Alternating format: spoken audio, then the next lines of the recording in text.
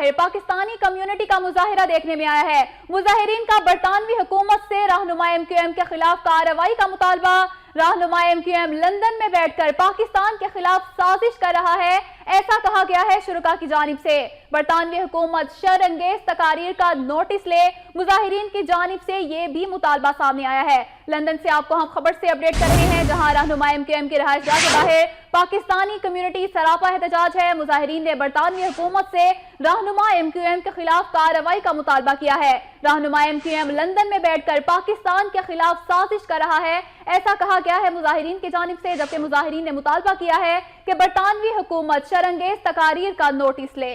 बड़ी तादाद में लोग पहुंचे हैं रहनुमा MQM की रिहायशगाह के बाहर, जहां पर उनकी जानिब से न सिर्फ मुजाहिरा किया जा रहा है बल्कि रहनुमा MQM के खिलाफ नारेबाजी भी की जा रही है और मुजाहिरीन की जानिब से बरतानवी हुकूमत से रहनुमा MQM के खिलाफ कार्रवाई का मुतालबा भी किया गया है।